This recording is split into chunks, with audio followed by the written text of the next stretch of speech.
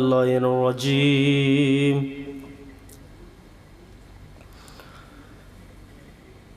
بسم الله الرحمن الرحيم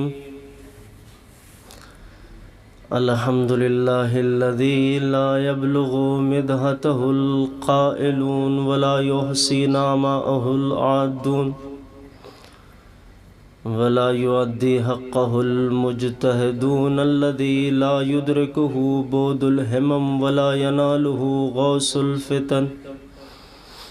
الذي ليس لصفته حد محدود ولا نعت موجود ولا وقت معدود ولا أجل ممدود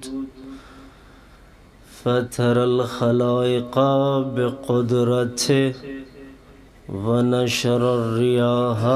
برحمته وابتدى بالصخور ميدان أرضه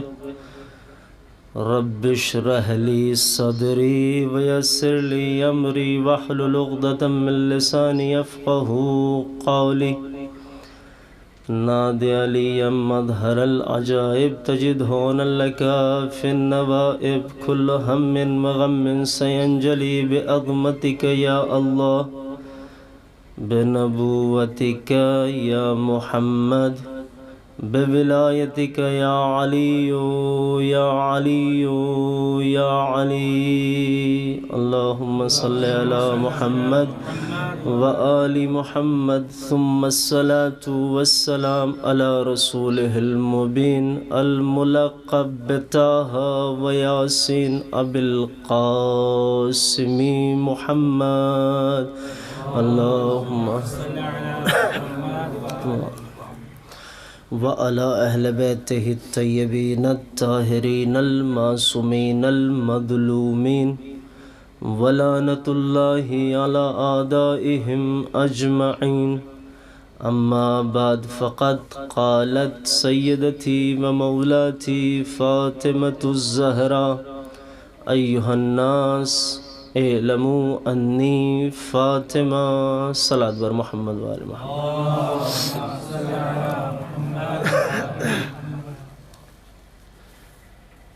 عزیزان محترم، بزرگان قوم و ملت،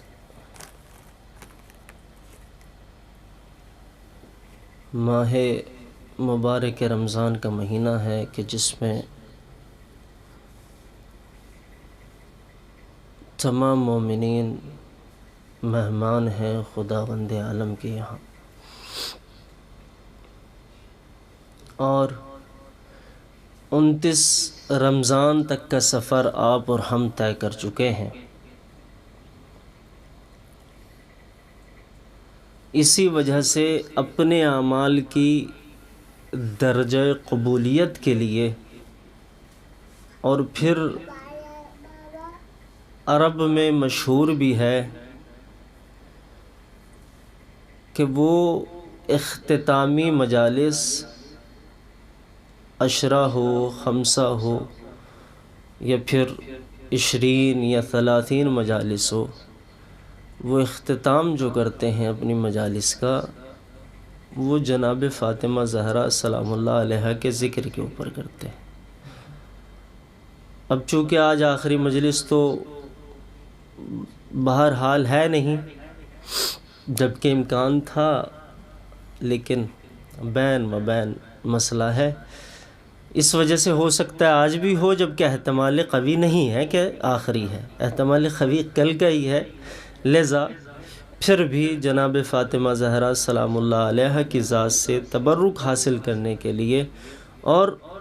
ہم سب کے اعمال کی قبولیت کے لیے جناب فاطمہ زہرا سلام اللہ علیہا کے ذکر کو عنوان قرار دیا کہ جس میں جناب فاطمہ زہرا سلام اللہ علیہا فرما رہی ہے ایھا الناس اعلموا انی فاطمہ، کہ لوگو جان لو، پہچان لو، ادراک کر لو انی فاطمہ، کہ میں فاطمہ ہوں۔ اب اگر عزیزان محترم آپ اس جملے کے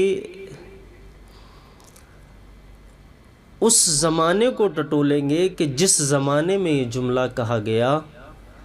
تو آپ کے اوپر واضح ہو جائے گا کہ یہ جملہ اس زمانے کا ہے کہ جہاں پر بذات خود رسول اسلام نے کھڑے ہو کر اپنی بیٹی کا مقام بتایا ہے، جہاں پر حسنین جیسے بیٹوں نے اپنی مادر محترم کا مقام بتایا ہے۔ جب نبی کریم کا وصال ہوا اس وقت کا یہ جملہ ہے کہ جناب فاطمہ زہرا کہہ رہی ہے مجھے جانو میں فاطمہ ہوں، میرا ادراک کرو میں فاطمہ ہوں، مجھے پہچانو میں فاطمہ ہوں۔ اب جب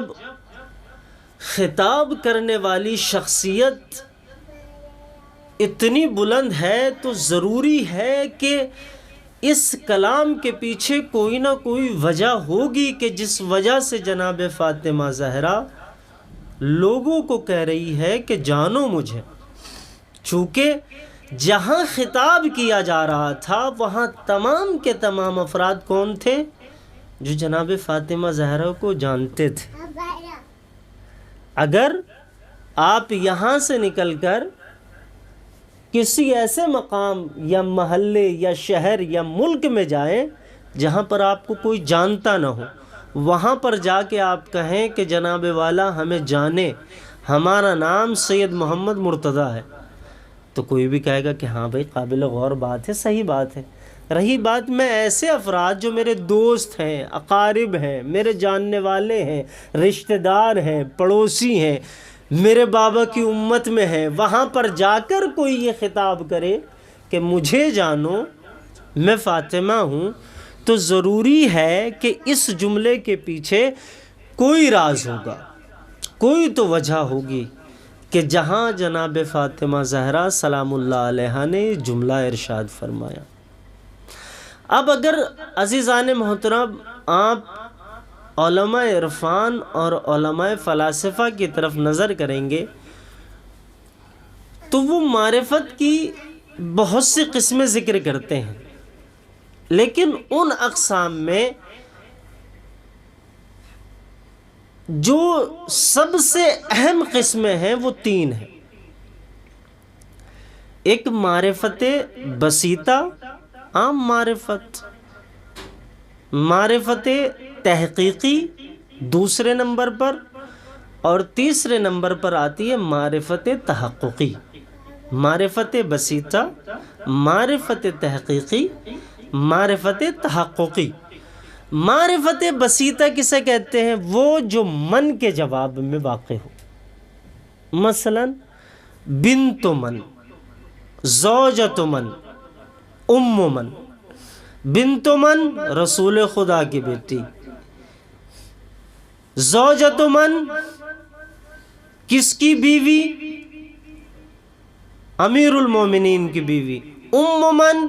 کس کی مادر گرامی؟ حسنین کی مادر گرامی۔ اب جو معرفت من کے جواب میں واقع ہو رہی ہے اسے معرفت بسیطہ کہتے ہیں، اور بالکل آپ کے اوپر واضح ہے کہ یہ معرفت جناب زہرا کی مراد نہیں ہو سکتی، اس لیے کہ سب جانتے تھے کہ یہ رسول اسلام کی بیٹی ہیں، حسنین کی مادر محترمہ ہیں اور علی کی زوجہ ہیں۔ دوسری معرفت تحقیقی جسے کہتے ہیں، معرفت تحقیق کا درجہ اس سے ایک پائے کا اوپر کا ہوتا ہے۔ مثال کے طور پر آپ نے کسی سے سنا کہ جناب فاطمہ زہرا حسنین کی ماں ہیں، آپ جانتے نہیں تھے، آپ نے سنا حسنین کی ماں ہیں، طاہرہ ہیں، صدیقہ ہیں، محدثہ ہیں، یہ سارے القاب اور اسماء آپ نے سنے، پھر اس کے بعد آپ ان تمام چیزوں کی منفرد فردن جا کر تحقیق کریں کہ ہاں حسنین کی ماں ہیں کہ نہیں ہیں، کتابوں کا مطالعہ کریں، اہل انساب سے پوچھیں، جا کر اس محلے میں جہاں پر وہ رہتی ہیں یا اس شہر میں کہ جہاں پہ وہ رہتی ہے پوچھیں کہ یہ قضیہ صحیح ہے کہ نہیں ہے۔ اب جب تصدیق ہو جائے اسے کہتے ہیں معرفت تحقیقی۔ اب معرفت تحققی اس سے ایک بلند درجہ اور ہے۔ معرفت بسیطہ سے اوپر کا درجہ معرفت تحقیقی کا ہے، اور معرفت تحقیقی سے اوپر کا درجہ معرفت تحققی کا ہے۔ معرفت تحققی کیا ہے کہ جب آپ کو پتہ لگ گیا کس کی ماں ہے، جب آپ کو پتہ لگ گیا کہ صدیقہ ہیں، طاہرہ ہیں، جب بھی بولتی ہیں، جو بھی بولتی ہیں سچ بولتی ہیں، جھوٹ نہیں بولتی ہیں، اور آپ نے تحقیق بھی کر لی، کتابوں کو چھان بھی لیا، اہل انصاف سے پوچھ بھی لیا، تصدیق ہو گئی، اس کے بعد کیا درجہ ہے؟ وَتُؤْمِنْ عَلَيْهِ، کہ جس بات کی تصدیق ہو جائے اس کے اوپر ایمان لے کر آؤ، تب معرفت تحققی حاصل ہوگی۔ تؤمن علیہ کا مطلب کیا ہے؟ کہ جب فاطمہ زہرا دربار میں کھڑی ہو کر کہہ دے کہ فدق میرا ہے تو بس فاطمہ کا ہے، اب کسی دلیل کی گنجائش نہیں ہے، اس لیے کہ فاطمہ صدیقہ ہے، طاہرہ ہے، آپ ایمان لے کر آ چکے ہیں، اب آپ کو ضرورت نہیں ہے کہ کوئی آئے دلیل دے، کوئی آئے تصدیق کرے، کوئی آئے تائید کرے، نہیں، جو فاطمہ نے کہہ دیا وہی دلیل بھی ہے، وہی حجت بھی ہے۔ یہ معرفت تحققی ہے۔ اب جب آپ جناب فاطمہ زہرا کو اس مقام تک پہچان لیں کہ جناب فاطمہ زہرا سلام اللہ علیہا طاہرہ ہیں، صدیقہ ہیں، برگزیدہ ہیں، کنیز خدا ہیں، یہ آپ کے پاس جناب فاطمہ زہرا کی معرفت حاصل ہو گئی۔ اور جب آپ کے پاس معرفت حاصل ہو جائے، اس لیے کہ آپ زیارات جب انجام دیتے ہیں تو اس میں ہر امام کی زیارت میں اکثر آپ یہ جملہ کہتے ہیں عارفاً بحق، مولا ہم آپ کی زیارت کے لیے آئے ہیں جبکہ ہم آپ کے حق کی معرفت جانتے ہیں، یا آپ کی معرفت جانتے ہیں یا کرتے ہیں یا ہمیں حاصل ہے۔ کیوں؟ اس لیے کہ کسی بھی چیز کی قبولیت کے لیے عرفان شرط ہے۔ انسان صبح سے لے کر شام تک سجدوں پہ سجدے کرتا رہے اور اسے خود خدا کا پتہ نہ ہو کہ خدا کہتے کسے ہیں، تو وہ سجدے قابل قبول نہیں ہیں۔ اور ہو سکتا ہے وقتاً فوقتاً وہ قابل قبول نظر بھی آ رہے ہوں، لیکن ایک وقت وہ آئے گا جب خود سجدے کرنے والے کو پتہ چلے گا کہ یہ ہمارے سجدے قابل قبول نہیں ہیں۔ کیوں؟ آپ سب سے بڑی مثال شیطان کی اٹھا کے دیکھ لیں کہ اس نے کائنات کا کوئی چپا ایسا نہیں چھوڑا کہ جہاں پر خداوند عالم کا سجدہ نہ کیا ہو، لیکن عرفان تحققی حاصل نہیں تھا۔ جب عرفان تحققی حاصل نہیں تھا اور خدا نے کہا سجدہ کر، سجدہ نہیں کیا۔ جن سجدوں کو خدا نے اس سے مانگا نہیں تھا وہ سجدے وہ بخوبی انجام دے رہا تھا۔ خدا نے نہیں کہا تھا جا کائنات کے ہر چپے پر میرا سجدہ کر کے آ، نہ، خدا نے کوئی مطالبہ نہیں کیا تھا۔ خدا نے جو اس سے مطالبہ کیا ہے آدم کو خلق کرنے کے بعد کہ اب سجدہ کر، اب اگر وہ خدا کو خالق مطلق اور حاکم مطلق اور عادل مطلق جانتے ہوئے یہ سارے سجدے کرتا تو خلقت آدم علیہ السلام کے بعد کبھی بھی اس سجدے کا انکار نہ کرتا۔ اس کے پاس معرفت تو تھی لیکن معرفت تحققی نہ تھی۔ اگر معرفت تحققی ہوتی فوراً خدا کے حکم کے اوپر سجدہ کر لیتا، اس لیے کہ جب خدا کسی چیز کو کرنے کو کہے تو اس میں عالی اور سافل دیکھنے کی ضرورت نہیں پڑتی ہے، اس لیے کہ انسان جانتا ہے کہ مجھے امر کرنے والا قادر مطلق ہے۔ تو اسی وجہ سے عزیزان محترم ہمیں ضروری ہے کہ اگر ہم اپنے اعمال کی قبولیت کے لیے جناب فاطمہ زہرا سلام اللہ علیہا کی ذات کو قرار دیں کہ یہ واسطہ ہے ہمارے اور خدا کے درمیان، تو ہمارے پاس جناب فاطمہ زہرا سلام اللہ علیہا کی معرفت تحققی ہونی چاہیے، کہ جس کے بعد جناب فاطمہ زہرا ہمارے لیے باعث نجات، راہ نجات بنیں گی۔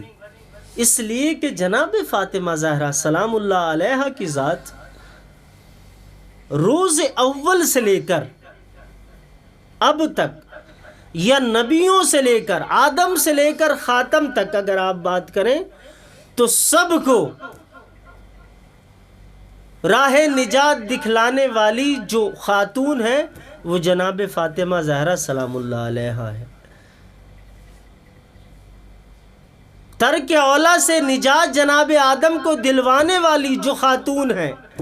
وہ جناب فاطمہ زہرا سلام اللہ علیہا ہے۔ کشتی نوح کو پار لگانے والی جناب فاطمہ زہرا سلام اللہ علیہا ہے۔ حتیٰ کہ خاتم، نبی خاتم محمد مصطفیٰ صلی اللہ علیہ وآلہ وسلم، محمد والے محمد، جب اپنے بدن میں ضعف محسوس کرتے ہیں نزول وحی کے بعد تو کسی اور دروازے پر نہیں جاتے، بلکہ رسالت کے ضعف کو دور کرنے کے لیے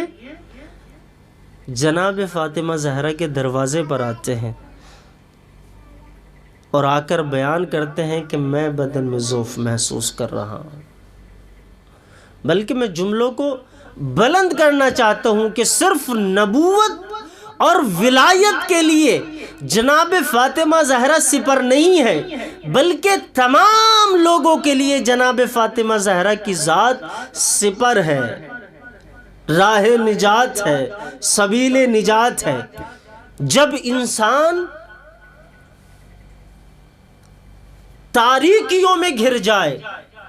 اور اسے کوئی راہ نجات نظر نہ آئے، کوئی فقر و فاقہ میں مبتلا ہے، کوئی مرض میں مبتلا ہے، کوئی اپنے دوسرے مسائل میں مبتلا ہے، لیکن جب انسان کو کوئی بھی راہ نجات نظر نہ آ رہی ہو تو بس وہ ایک مرتبہ بینہ و بین اللہ جناب فاطمہ زہرا کی ذات کو وسیلہ قرار دے، آپ دیکھیں گے کہ وہ لمحوں میں ان تاریکیوں سے نکل کر ایسے آ جائے گا کہ جیسے سورج بادلوں سے نکل کر سامنے آتا ہے۔ حتیٰ کہ آیت اللہ العظمیٰ سماعت شیخ بشیر حسین نجفی دامد اللہ العالی فرماتے ہیں کہ ہم کتنی کوشش کرتے ہیں کہ ہمیں ایک نظر امام زمانہ عجل اللہ تعالی فرجہ الشریف کی حاصل ہو جائے، کتنی کوشش کرتے ہیں، بالخصوص طلاب کرام 40 روز تک مسجد سہلا بھی جانے والے جاتے ہیں، جو دوسرے اعمال ہیں کہ جن کی وجہ سے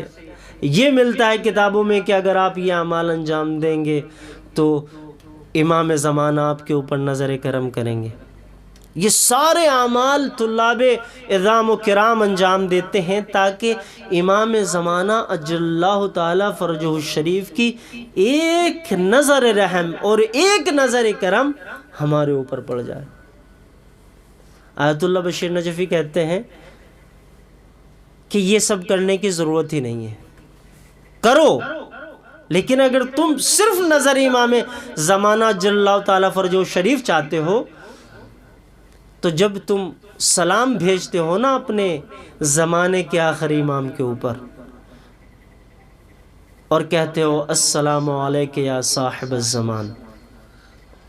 السلام علیک یا خلیفۃ الرحمن، کہ یہ سب کہا کرو، لیکن اگر تم یہ چاہتے ہو کہ امام زمانہ تمہارے اوپر نظر کریں تو ابن زہرا کہہ کر سلام کیا کرو، السلام علیک یا ابن الزہرا۔ جناب بشیر نجفی فرماتے ہیں کہ جیسے ہی تم یہ لفظ کہتے ہو نا کہ زہرا کے بیٹے تجھ پر میرا سلام ہو، امام زمانہ کو مخاطب کر کے، کہ امام اپنے سارے تمام اشغال کو چھوڑ کر سب سے پہلے اس انسان کی طرف دیکھتے ہیں کہ جس نے ابن زہرا کہہ کے مخاطب کیا ہے، اور نظر کرم کرتے ہیں۔ اتنا لگاؤ امام زمانہ کو ہے جناب فاطمہ زہرا سے۔ اور میں مساوات قائم نہیں کر رہا ہوں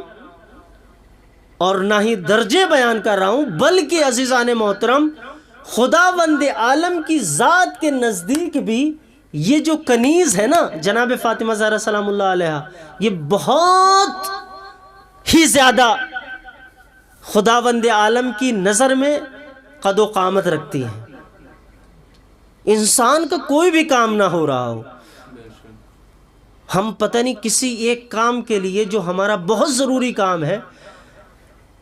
ہم ہر جمعرات کو امام حسین علیہ السلام کی زیارت کے لیے جاتے ہیں اور قبے کے نیچے جا کے دعا مانگتے ہیں، چونکہ ہم نے روایات میں پڑھا ہے کہ کوئی بھی دعا اگر وہاں پہ مانگی جائے تو وہ رد نہیں ہوتی، لیکن بسا اوقات آپ دیکھتے ہیں کہ وہ دعا جو آپ وہاں مانگ رہے ہیں وہ قبول نہیں ہو رہی ہیں۔ تو اس میں قبے کا کوئی دوش نہیں ہے عزیزان محترم، نہ آپ کی دعا کی قبولیت میں کوئی مسئلہ ہے، بلکہ وہ حکیم مطلق کا مسئلہ ہے۔ خدا یہ چاہتا ہے کہ آپ بار بار اس چیز کو اس خدا سے طلب کریں، یا وہ یہ مصلحت دیکھتا ہے کہ وہ چیز آپ کو دینا اس میں مصلحت نہیں ہے۔ مثال کے طور پر میں امام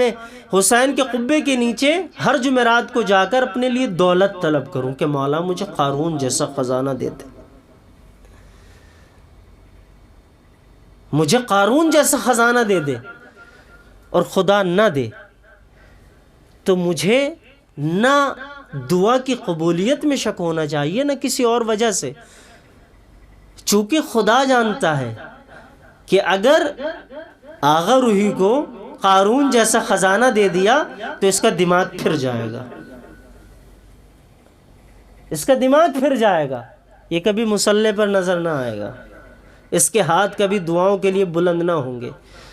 یہ جو آج کوئی اچھی بات کہہ لیتا ہے، آج کے بعد یہ فواحش کے علاوہ کچھ بولے گا نہیں۔ تو اس میں مصلحت خداوندی ہے کہ وہ آپ کو یہاں پر آپ کی دعا کو قبول نہ کرتے ہوئے یہ کہنا چاہتا ہے میرے بندے یہاں پر سختی میں رہ لے تاکہ روز قیامت میں تجھے تیرا اکرام کروں، تیرے درجات کو بلند فرماؤں۔ لیکن علماء کرام فرماتے ہیں، علماء صالحین فرماتے ہیں کہ اگر آپ کی کوئی دعا ایسی ہے جو آپ بار بار خدا سے طلب کر رہے ہیں لیکن مصلحتاً خدا آپ کو وہ دعا آپ کی قبول نہیں فرما رہا ہے، آپ ایک مرتبہ عرفان تحققی کے ساتھ اپنے درمیان اور خدا کے درمیان جناب فاطمہ زہرا کی ذات کو قرار دو تو خدا فوراً اس دعا کو قبول کر لیتا ہے۔ حتیٰ کہ سید محمد رضا شیرازی خود اپنی زبان سے یہ واقعہ ذکر کرتے ہیں کہ کویت میں ایک مرد مومن تھا، اس نے اپنے شکم میں درد محسوس کیا اور یہ درد روز بروز بڑھتا گیا یہاں تک کہ حالت یہ آئی کہ اب ضروری ہے کہ ڈاکٹر سے رجوع کیا جائے۔ اس کے اہل و عیال اسے ڈاکٹر کے یہاں لے کر گئے تو ڈاکٹر نے فحص اور چیک اپ کے بعد یہ بتایا کہ یہ مرد مومن جو ہے وہ کینسر میں مبتلا ہے،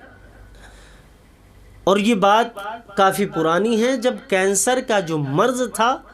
بالکل ابھی لوگوں کو اس کے بارے میں معلوم ہوا تھا، اور اس وقت ہر کسی ڈاکٹر کے بس کی بات بھی نہیں تھی کہ وہ کینسر کا علاج کر سکے۔ اس ڈاکٹر نے فوراً کہا کہ اگر آپ اس کی جان بچانا چاہتے ہو، ویسے تو ممکن نہیں ہے کہ بچ جائے، لیکن 5% امید ہے کہ فلاں ملک میں جائیں اور اس کا علاج کروا لیں، 5% ممکن ہے کہ جان بچ جائے، جبکہ 95% امکان یہ پائے جاتے ہیں کہ مر جائے گا۔ جب یہ بات اہل و عیال کو پتہ لگی، اہل و عیال لے کر اسے گھر آ گئے۔ جناب محمد رضا شیرازی فرماتے ہیں کہ جمعرات یا جمعہ کا دن تھا، عالم دین تھے، ان کے گھر پہ حدیث قصہ کا ورد تھا، تو حدیث قصہ کے ورد کے بعد انہوں نے وہ کند یا مصری یا شیرنی جو بھی آپ تعبیر کریں، اس کے بعد وہ تقسیم ہوتی تھی، تقسیم ہوئی تو ان عالم دین کو جو بھی تھے، سید ہوں شیخ ہوں، ان سے بیان کیا گیا کہ ایسا ایسا مسئلہ ہے اور ہمارے اس بچے کو کینسر ہے۔ انہوں نے کہا اچھا، علاج کے لیے جاؤ، ضرور جاؤ جو ڈاکٹر نے صلاح دی ہے، لیکن یاد رکھنا کہ جب تم علاج کے لیے جاؤ تو جس دن اس بچے کا آپریشن ہونا ہے، آپریشن سے پہلے حدیث قصہ کا ورد کرانا اور شیرنی بٹوانا اور جناب فاطمہ زہرا کے اوپر صلوات خاصہ بھیجنا۔ صلوات خاصہ کیا ہے؟ اللہم صلی علی فاطمہ و ابیہا و بعلہا و بنیہا و سر المستودع فیہا بعدد ما احاط بہ علمک۔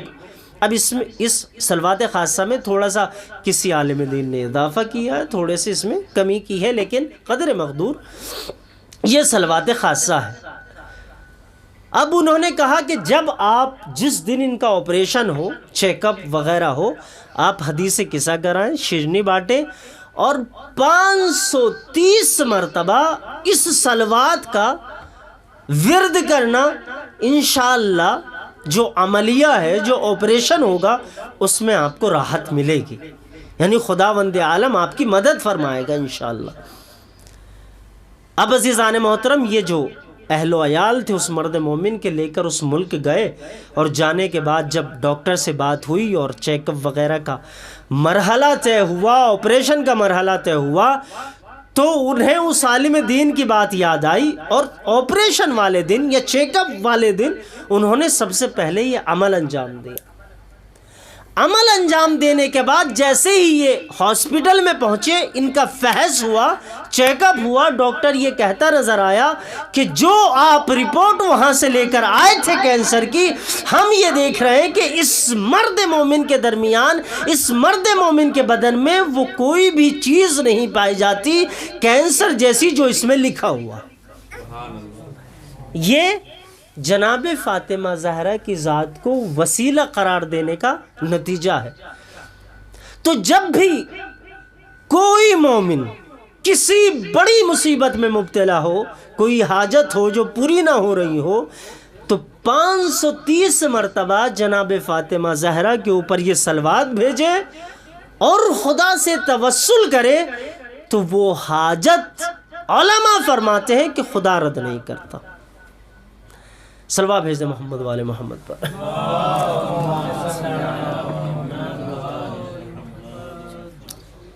یہ ذات ہے جناب فاطمہ زہرا سلام اللہ علیہا کی، کہ جس ذات کو خداوند عالم نے اپنے درمیان اور اپنی مخلوق کے درمیان واسطہ قرار دیا کہ اگر تمہیں ہم سے کوئی چیز چاہیے تو تم فاطمہ زہرا کے ذریعے مانگو، اس لیے کہ یہ کنیز ہمیں بڑی محبوب ہے۔ حتیٰ کہ بعض روایت یہ کہتی ہے کہ جناب فاطمہ زہرا خدا کو اتنی محبوب ہے کہ خدا فرماتا ہے لولا کی لما خلقت، کہ اگر فاطمہ زہرا کی ذات نہ ہوتی نبی کریم ہم تمہیں بھی خلق نہ کرتے۔ یہ جناب فاطمہ زہرا سلام اللہ علیہا کی مقدس ذات ہے کہ جس کا عرفان اور عرفان تحققی حاصل کرنا ہمارے اوپر ضروری ہے۔ لیکن لمحہ فکریہ یہیں پر ہے عزیزان محترم کہ وہ ذات کہ جس کو خدا نے اتنا بلند کیا تھا، ابھی رسول اکرم کے وصال کو صرف 3 دن ہوئے تھے، اور 3 دن کے بعد علماء فرماتے ہیں کہ صرف 3 دن ہوئے تھے، 3 دن ہونے کے بعد لوگوں نے اس طرح جناب زہرا کو پرسہ دیا کہ جس کو زبان بیان کرنے سے قاصر ہے، جس کا بیان ممکن نہیں ہے۔ علماء کہتے ہیں حجموا علی الدار، حجموا علی الدار لتموا علی خدها اسقطوا جنینها ورفسوا علی بطنها۔ تاریخ نے لکھا، ارباب مقاتل فرماتے ہیں کہ جب پیغمبر اسلام کے وصال کو 3 دن ہوئے تو جناب فاطمہ زہرا کے گھر کوئی صحابی پرسہ دینے نہیں آتا، بلکہ سب کے سب لکڑیاں لے کر جناب فاطمہ زہرا کے دروازے پر آ گئے اور آ کر کہتے ہیں علی گھر سے باہر آ جا ورنہ میں اس گھر میں آگ لگا دوں گا۔ عزیزان محترم، ہم سن لیتے ہیں بڑے آرام سے کہ کوئی آیا، عمر ملعون آیا اور اس نے آ کر یہ جملہ کہہ دیا کہ میں گھر میں آگ لگا دوں گا۔ آپ ذرا سوچیں کہ فاطمہ زہرا کے اوپر کیا گزری ہوگی۔ جناب فاطمہ زہرا اب تک دیکھتی آئی ہے نا کہ یہ سارے مسلمان وہ ہیں کہ جو میرے بابا کے سامنے سر جھکایا کرتے تھے، جو میرے دروازے کے سامنے آ کر کھڑے رہا کرتے تھے، جب تک میں اجازت نہ دیتی تھی کسی کی مجال نہ تھی۔ آج صرف نبی کریم نے پردہ کر لیا، 3 دن گزرے ہیں اور آ کر کسی کی جرت یہ ہو گئی کہ کہہ رہا ہے کہ میں گھر میں آگ لگا دوں گا۔ جیسے یہ جملہ کہا، جناب فاطمہ زہرا فوراً دروازے پر آئی اور آ کر کہا، کیا کہا؟ گھر میں آگ لگا دو گے؟ تم اس گھر میں آگ لگا دو گے جس گھر میں حسنین رہتے ہیں؟ کہاں میں اس گھر میں آگ لگا دوں گا۔ کہا تم اس گھر میں آگ لگا دو گے جس دروازے کے اوپر آنے کے بعد نبی کریم 6 مہینے تک السلام علیکم یا اہل بیت النبوہ کہہ کر سلام کرتے رہے؟ کہا ہاں ہم آگ لگا دیں گے۔ ارباب اعضاء، بالآخر اس عمر ملعون نے یہ کہا فاطمہ علی کو باہر بھیج دے ورنہ میں گھر میں آگ لگا دوں گا۔ ابھی یہ باتیں ہو ہی رہی تھی کہ اس ملعون نے دروازے میں آگ لگائی۔ جب دروازے میں آگ لگا دی، جلتے ہوئے دروازے کو جناب فاطمہ زہرا سنبھالے ہوئے کھڑی ہے۔ جلتے ہوئے دروازے کو جناب فاطمہ زہرا سلام اللہ علیہ تھامے کھڑی ہے۔ روایت کہتی ہے لما جاءت فاطمہ خلف الباب فاسرا عمر فاطمتا بین الحائط والباب اسرتا شدیدتا قاسیہ حتی نبت مسمار الباب فی صدرها واسقطت جنینہا۔ روایت نے لکھا کہ جب جناب فاطمہ زہرا دروازے کو تھامنے دروازے کے پیچھے آئی، اس ملعون نے ایسا وار کیا کہ جناب فاطمہ زہرا در و دیوار کے درمیان پس گئی۔ ارے پسنے کا عالم یہ تھا کہ دروازے کی جلتی ہوئی میخیں سینے میں در آئی۔ محسن شکم مادر میں شہید ہو گیا۔ ارباب اعضاء دروازہ توڑا، گھر میں داخل ہو گئے۔ ارباب اعضاء قیامت یہیں پر نہیں رکی، اس سے آگے بڑھی۔ بعض راوی کہتے ہیں کہ کنفذ نامی غلام آگے بڑھا وَلَتَمَ عَلَى خَدِّهَا، اور اپنے ہاتھوں سے ایسا تماچا کھینچ کے مارا۔ انتصارت، یہ